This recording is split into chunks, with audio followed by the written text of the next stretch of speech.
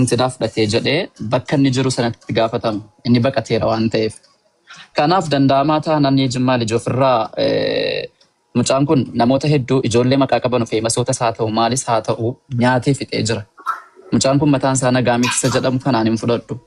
Kanaa jennaan mana kan kee taa'ee kan nama arrabsaa jiru yoo ta'ee jedhee 100% na biratti itti gaafatamummaa kan fudhatu si. Maaliif jennaan mana kan kee jira waan ta'eef situyyuu nyaachisaa jira waan ta'eef mana kan kee bulaa jira mana kan kee jira. Mucaa kana eessatti hangata kan jedhu yoo ta'e namni nama ofitti qabu nama gaarii ofitti qabu malee nama badaa ofitti hin qabu. Nama kana eenyu hanga danda'amaa ta'etti namni waggaa 2 fayyaa ta'eera miidiyaa kanarratti Ahmaddiiniin kana gargaaruudhaaf namoonni hedduun gargaaraa turan hojii galchuudhaaf yaalaa turani. Namni tokko bakka dhaqee bulee nyaatee dhuge qabaannaan jijjiirama boriitiif intinaan ta'u namni irra dhufu jiraannaan jechuudha. Kanaaf jennaan ana abdiin hiriyaa kooti. Gaafa abdiin arrafamu lafaa kee gaafa arrafamu na dhukkubuu danda'a ta'a akka hiriyummaatti akka jimmummaattis akka ormummaattis namni nuti walitti dhiyaannu tokko ka'ee gaafa arrafamee jedhu nu tuquu danda'a. Namni sun da'oo wayii godhatee gaafa immoo bakka taa'u taa'ee achii dhukaasa namatti banu isa bakka biyya isa keessa taa'e dhukaasatti banamu sanatti itti gaafatamte jechuudha. Kanaaf jennaan danda'ama taanaan mucaa kana of biraa baasee yoo dhowwuu hin dandeenye mucaa kana of biraa baase. An akka obbolaa tokkottan sitti himaa wanti ta'aa jiru kanuma abdii ammaaf. Tokko isu galatoom tokkummaa al tokko hundi keessan miitii naa godhadhaa. Taariku miitii irraa kaasan tokko. Taariku qofan barbaada. Taariku kan gootiif kan keetti deebina. Gurbaan kun jecha tidaarii koo hiiku jecha gaa'ila koo diigunaan jedhe waan ta'eef mucaa kana yoo ofirraa baaste ofirraa baafte. Yoo ofirraa baasuu baatte uummata nama 6,000 jira sagalee adii kan godhadheera sis isas qixxeenii madhasiitu nyaachisee na arrabsiisaa jira. Antu muradheera baalagee bultii koo diigunaa arrabsiifama taa'ee dubbadhu galatooma ulfaadha. Abdii deebii. Abdii deebii. Qoyal tokko. Abdii ilaal. Waa tokkitti walii hubachuu qabna. Walirraa dhiibuu qabna. Afaan nu baasuu jaran. Baafadhuuti garuu wanti nuti walii hubachuu qabna. Ilaala gabara tokkoffaan isaa qinaaraa otoo dhimma chuma keessaa bahee yuuratti tolaan. Isuma dhuguma. Kuma keenyaa obsa yuun qabu yaabdaan otoo keessaa bahee laman mucaan lakkafamaan kun ammayyii eegala. Ana amma fudhatti nisu nana jeessa. Kan uummata Oromoo ta'e walitti namoota muwaarii dhalma ni muti kan maasa ishee bukan kan uummata Oromoo. Simbuusa. Warabbi simbuusa. Aggeeffadhoo tokkuma ana buuseti an deemee na galchita. Mucaa kana tokkuma waa tokkosti immoo abdiinis xiqqoo si immoo ishin ta'ee jira. Deemee immoo waa'ee bultiitti galee. Waa'ee bultiitti galee dhaggeeffadhu. Abdii wallaahi madii miti ana iyyuu hin himnedha. Bada aaree jira. Ana iyyuu hin himne ana rabsee abdiin. Si galee dhugaadha hiriyaadha. Jimmaa Lijiidhaan engadee yeroo jedhu walitti bu'anu silaa walitti bu'anu ture gurbachannaa ari'ate. Si galee ana maddiin ari'atee naan walitti bu'an malee tun gaafa sana taa'ee jiraadde abdiinii fi Jimmaa Lijii wal lolan ture. Dhugaa rabbii dubbachuudhaaf amma abdii yoo isa deessin fudhatu ta'a. Amala Ahmaddiin namni caala beeku jiru. Amma kijibas jammareera dhaggeeffadhaa. Kijibas ergasii xiqqoosi hin sobu kanaafan jaalladhaan. Amma kijibas kan naquu jammareera. Gaafa anaa wallolee namni na bira taa'ee naa wallolee jedhe warabbal kaaba eenyuun wallola maatii isaatiin wallola.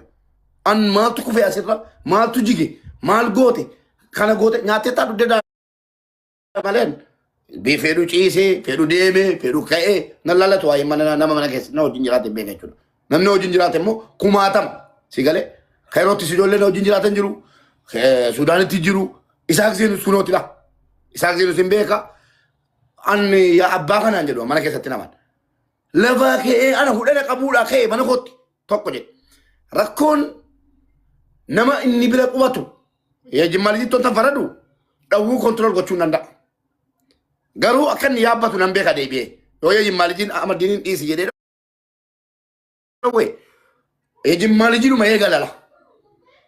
Fakkeenyaaf gaafa Maastar Sharafuddin arrabsu maaliif arrabsiteennaan an deemaan jiru deemaan nuun jedhee anaaf warra koo yeroo nu deemnee bakka sana geenyu ganna deebisee manatti galtu barbaadadhu naan jedhe.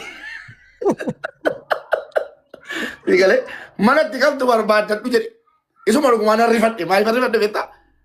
sodaa deeqa shan motoree ka'e sodaatee irraa dhufee galuu laata mana isaatti immoo deebi'e. Ammoo naqee jedhe gurbattii kana yoon kabale gadi bee na rukutee warraa wajjin na rukutee iyya yoon dhiise kan qabnaan qabaan guunne minaa miseeran sannatte akkuma ta'ettan ramadaaniin kadhee godhu ramadaan faashin ramadaan jee gurbattiin daangaa darbeetetti mana keessaa ganna baasee gadi bee jennaani iddeetti galtu barbaade duraan jedhee footoo ganne deebisee naa rabsaara kun immoo an dubartii biraa qaba ofitti naa fuudh jedhee kadheen geessee ramadaan itti kenne keessaa ba'e bar amma mana nama jiru kana tolus toluu baatus sababii isaan mana gadhiisee dhufee waayifaayi qaba halkan arrafeen jira fooqii guutuu kaasee hirribaachuudha.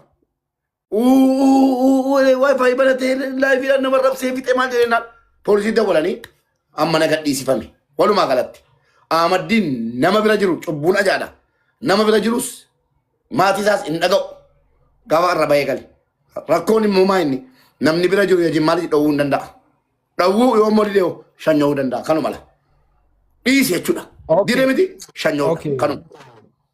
Okay, Abdi Geetaachoo Matti Shirna godha walubanna ke ila wali su jira beeku ilun gasira jira na galcha militarri ila namni argen ke ilu gasirratti sumanatti fakkaata galcha lalati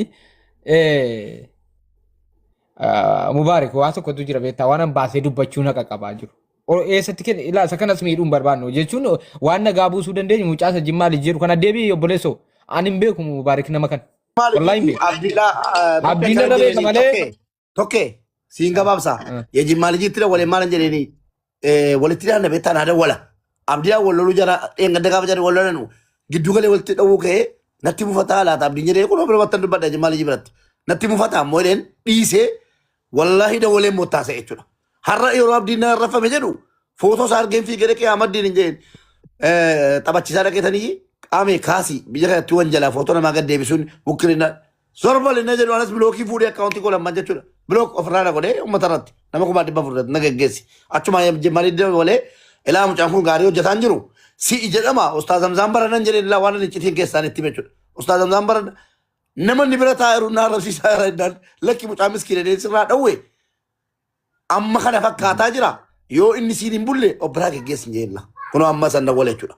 Yoo siin hin bulle nama ammaa boollaltaa miti obbiraa shanyee hin jedhin shanyoo baqqaanaan jedhe shanyee hin jedhin kunoo la yoo barbaade gadi ba'ee aboo gaachee kana. Okay, ammas irratti mucaasa kanas xiqqoo ani isa jimmaa liji jettan kana Kanaafuu abdii wajjinii waan deemaa jiru kana abdii nama miira keessa jira waan ta'eef mucaa kanas tariiti ilaal biyya sana keessatti seerri anas taa'ee namni footoo kan koo galabbaxee na arrabsee jennaan as taa'ee hanga namni kasasamuu danda'u nan beeka bareecha biyya sana keessatti. As taa'ee jechuudha biyya kana keessatti achi keessa taa'ee immoo namni mucaa kana baay'ee namni hedduun harkarra qabeera baay'isa'u Ahmaddiiniini Mubaarakees namoonni hedduun miskiinummaa isaa ilaalee baay'ee harkarra qabee jira. Dhaqee arrabni daangaa darbinaan dhaqee bultii namaa keessa deema taanaan kan abdiin jedhamaa jiru amma sirriidha abdiin immooshinii keessa galee jira. Wanti inni jedhaa jiru kun dhimma bultii keessa dhimma dhuunfaadha namni tokko kabaja yoon arganne baay'ee rakkisaadha waan ta'eef danda'ama taanaa waan abdiidhaaf mucaa kana gidduutti deemaa jiru walitti hintinaa ta'u san booda abdiidhaaf jimmaa liji kana maqaa isaan beeku. Isa kana waan wal godhamuudhaa qabutu godhame bareedaadha baay'isawee abdii miira keessa jira waan ta'eef yaa. Isee abdii fi yejimmaa lijii walitti araarsi anas siin jedhe. Serious isa kanan barbaade. Araarsaa anas siin jedhe sana booddee Ahmaddiin yejimmaa lijiin maastanqaqaa dhumaatti kenne. Yoo Ahmaddiin gadi ba'ee kana booda nama tokko arrabse ashanya'u kanuma laa gabaabaadha dubbi. Kana bar kana barbaadaa jiru baare. Tokkummaa. Eshi. Ifama jarraa. Utumaas ta'e dhufinni komadheen ka'ee si komadheen ka'ee waan si komadheen ni mawtuutti hin dhufin. Situ dubbata. Maastar. Achi ka'e carranaa kennishi namni biraatu hin dubbatin yookiin of manaa saamatee nanaa isaanis. Yaada Mubaarak ammaati kaayyoon kiyyas quba qabaadhaati. Maastariin Ahmaddiin kun illee arrabsee ture.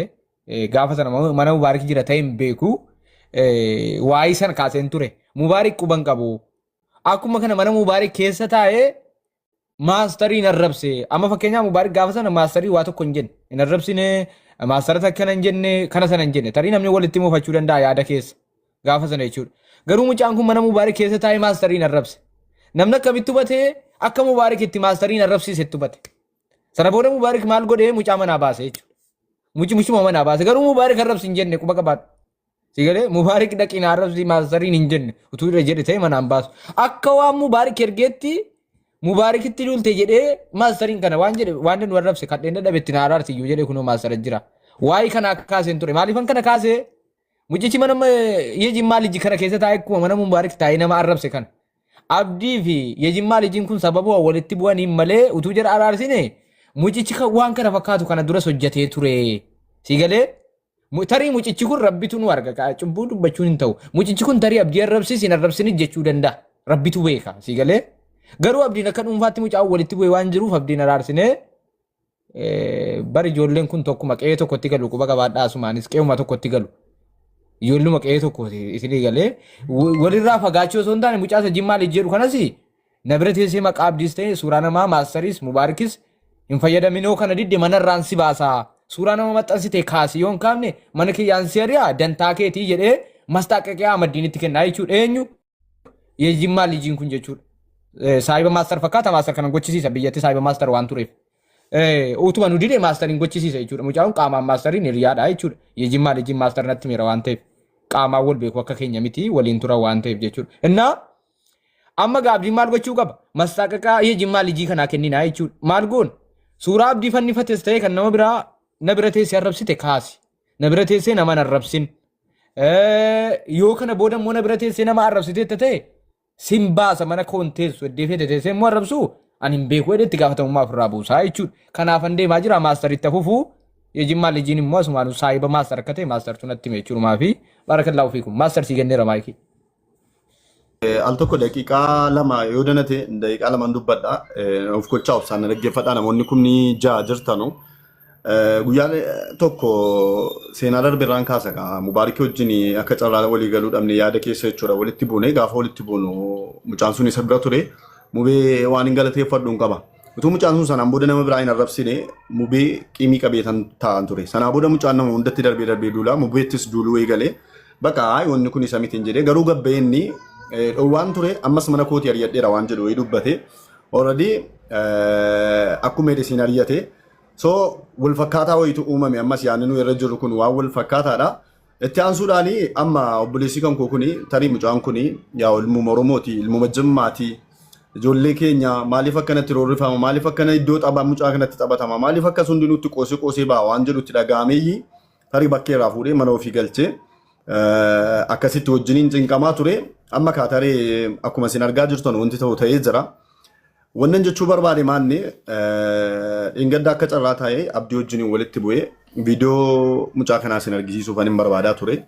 Yejimmaa Lijiin akkuma beekamu abdiidhaan afaan keessa walii galuu dhabanii akkuma carraa ta'anii mucaanis maqaa isaatiin hin jiruuf malee Yejimmaa Lijii nama abdii namoota ajjala jirtanuuf annaamaa jira. Nama abdii baay'ee jaallatuu fi baay'ee kabaju yeroo adda addaatti illee kanaan dura viidiyoodhaan waasaappiidhaan wal bira teenye walii bilbileellee nama du'aayii walii godhaa bakka baay'ee wal jaallatu gaafa wal arge wal arguu cinqamu jechuudha. Garuu engadda akka yaadaa walii galuu dhabanii maal ta'anii namni biraa utuu inni Yejimmaa Lijiidhaan dubbatu Yejimmaa Liji wanta hin taane abdiidhaan akka inni hin jenne nan beeka namni biraa bukkeedhaa jecha hin taane jedhe jechi sun utuu ana ta'es na aarsa. Yennaat guddaa isiloone maan nama iddaraaddarin waa'ee haadhaati waan ta'eedhaaf jechuudha. Kanarraa kan ka'e jarri lamaan walitti bu'anii Yejimmaa Liji jechuun immoo namoonni hedduun isaanii abdiinis miira keessa galee baay'ee walitti bu'anii turanii. Nama obboleewwan ajjala jirtanu kiristaana ta'ee muslima nama gargaarudha. Guyyaa guyyaatti ramadaana keessa nama inni faxarsiisaa ture viidiyoo isinii baasuu hidheetanii viidiyoo isaa barbaadaa jira. Maqaa isaatiin jechuudha Yejimmaa Liji nama jedhee hojjetaa kanan ture. Innaa nama galataa nu dabraa qabudha. Kanaaf abdiiniif waa'ee isaa walumaa galatti namoonni ajjalatti abdiidhaaf akka inni rispeekt yookiin kabaja hin qabnetti ilaalaa turtanii kana dhiisaan jira. Gama dhimma isaa ammaatti yeroo dhufnu immoo gabaabinumatti obboleessi keenya abdiin arrafamuun hin barbaannu. Eenyuun akka arrafamu hin barbaannu. Akka yaada kootiitti mucaa kana Yejimmaa Lijiin yoo na dhagaa jiraatte viidiyoo abdiin itti arrafame sana akka inni kaasu tokko.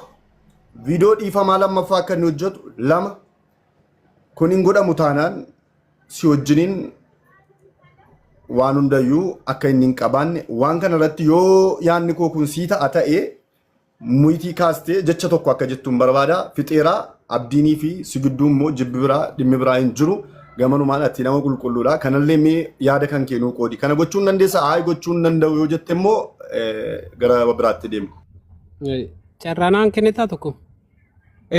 Waan inni siin jedhe deebisee fayyadu.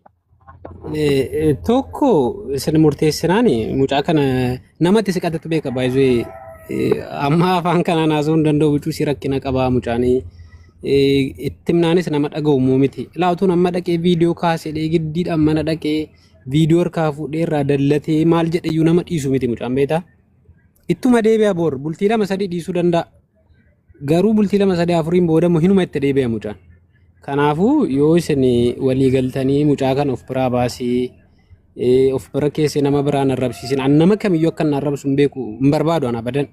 Isin tokkuma baay'ee isaati beekuu dhiisuu dandeessa waan ta'eef jarri immoo jiran jara akka Toofiq Mubaarakis abdii Hussein illee aanaan dhufee qaamaan wal argine itti himnee wal bira teenye isaatii meeqa gorsineen ishedheeti kan inni immoo gideen hojii deemu mucaan kun arraba jammare. Abadan otuun bira jiraadheen waayifaan itti cufaan gideen akkas nama arrabsu beektaa. Kanaafuu akkasii nama kamiyyuu akka hin arrabsu hin barbaadu. Abdiin yoo anaan wallalee rakkinaan qabu obboleessa kan kooti hojiin xumuruu hin dandeenyu. Lola afaan yoo walitti darbinee raanne jechuudha. Mucaan kun garuu waan nama dhaga'u miti. Yoo isin walii galtanii mucaa kana baasii mana keetii ari'adhuu jettanii nan ari'adhaan rakkinaan qabu. Nan baasa mucaa fuudhee bakka itti dhufe sana birrii taaksii kaffaleetan of bira fide makiinaa kootiin geessee bakka inni barbaadutti gatuu nan danda'a. Yoo isin gateettanii tokkuma walii galtanii uummanni hundiyyuu agatamu mucaan bakka itti isin jettan rakkinaan qabu. Malee immoo isaati gorsitee viidiyoo dhiifamaan hojjeta rakkinaan qabu. Boori immoo kaasa viidiyoo dhiifama deebisee arrabsa laa mucaa kana. Abdii deebisee dhuma arrabsa nan beeka waan ta'eef mucaan yoo al tokko namni waa wayii itti dhagee. Ki obboleessa koo irra deebitee haasa'uun barbaachisu baasoo bira. Ayyi. Yoo akkasii anis akka kootti yaa akkasii wayyaa ijummaan maqaa kee yaa anisuma dhugumaa yoo dubbachuu ta'e jedhee ituu mucaan kun nama dhagaa ta'etti jara Mubaarakiin dhagaa jara kanaan dura isa kunuunsaa turan sana dhagaa. Amma laa booddee akka inni arrabsu nan beeka baay'ee isan kana jedhaa jiru. Arrabsee dhiisee yaa amma ituu ni mana kan kee taa'ee yaa ituu ni mana kan kee taa'ee na arrabsa ta'eeti. Ansuma waqasa sababni isaa gurbaan nama dhaga'u waan ta'eef mucaa kana bakka ofumarraa antinaa ta'a wallahi yemirreen no namoota hunda walitti buusaa jira namni dhaqee parsanaalii dhimma bultii keessa galataanaan dhimma dhuunfaa keessa galataanaan haadhaaf abbaan arrafama taanaan namni ofirratti dhiisu hin jiru kun maraatuudha jedhee namni dhiisu hin jiru abadan. Anammatu ka'ee mana kan kee taa'ee na arrabse mucaan kun ansinin tinaa ta'a. Kanaaf danda'ama taanaan የጅማ ልጅ ሙጫ ካን ኦፍራ ባስ ስማ ዱጉማ እነጋማ ሰገለን ኮ tokko yaada እነጋማ men ka'e tokke ana maastertu haasaa jira tokkummaan na dhaga'e tokko yaadni keessan hundinuu bareedaadha hin deemsisaa gamanumaan yaada keessanitti tunceen awwaa tokkoon jechuu barbaade xumurii sagantaa keenya abdiinii fi የጅማ ልጅ gamanumaan onni qulqulluu akka jarri dhiifama waliif godhan nan barbaada. Lammaffaa irratti immoo mucaan sun bahuun gaariidha. Garuu wanni isin beekuu qabdan har'a mucaan kun mana taa'aa jiru gatii himameef abaluu sana qabaa jirra. Garuu bor mucaan kun har'a baafamee amma booda bakka dhaqee galu hin himu. Bakka dhaqee taa'an immoo bakki isaa hin beekamne iddoon isaa hin beekamne taa'ee borimmoo arraba kana achiillee nurratti dheerachuun mala. Har'a garuu namni tokko itti gaafatamummaa hamaa xiqqaatu yoo fudhate yeroodhaaf illee haa ta'u akka yaada kootiitti የጅማ ልጅ ammaaf akka inni viidiyoo sana kaasuu fi akka inni viidiyoo dhiifamaa hojjetu yoo irratti nu hojjete ማስተር እንደንደው ዲስ ወላሂ ስተኒማ የምሬን ነው ልንገር ማስተር አይችልም ሙጫን ኩን ደንዳማ ታናን አብዲዳፍ የጅማ ልጅ ከነ ወልተራርስኔ የጅማ ልጅ ሙጫ ከነ ኦፍ ብራ ባሲ ዱጓን ስተማ ኦፍ ብራ ባሲ እስላማኒ dimmichi koo dimiti abdiina dubbatu booda yaada kennadhaan abdii dubbatu dimmichi dhimma koo dimiti jama amma kan irratti ka'e miti galatoomaa hundumti keessanuu yaada mataa keessanii kennattanii isaaqi anas haadha manaa koos sirriitti beekaa Pastor Sharafuddin isin beekaa Mubeen isin beekaa qaamaan isin jedhaarraa isin galee annama jireenya seeraan jiraatudha isin galee mucaa kana beela'ee afaanitti goggogee naanan halkan kaardii Itoophiyaa guuttadhee bilbilee nyaata ergeeffan mucaa kana wallahi imimmaan na qabee isin galee amaddiiniin kana garuu inni gadi ba'ee jecha sanaan jedhanaan. Egalee ani immoo akkanitti of kabachiifadhu ilaa kun mirga kooti laasinii galee. Kanaaf an maalin isinirraa barbaada hunda keessanirraa keessattuu taarikuurraa jechuudha jimmaal jirraa. Waa'ee nagaa waa'ee araaraa haasoftanuu isuu idarsaal rakkoo hin qabu. Amma kanan barbaadu wallaahi billaahi tallaahi an akka Itoophiyaa keessa ta'anii himatan akka himachuu danda'an waan hin beekuuf tokkoffaa feesbuukii irratti postoteen dhufe lammaffaa borganama poolis xaabiyaa dhaqee ni madhaan ragaa sana fudhee sana booda torogomsiiseen finfinnee imbaasii geessee madhaa eenyu wajjin yoo taarikuun gadi baasuu baate taarikuu dabalatee ni madha.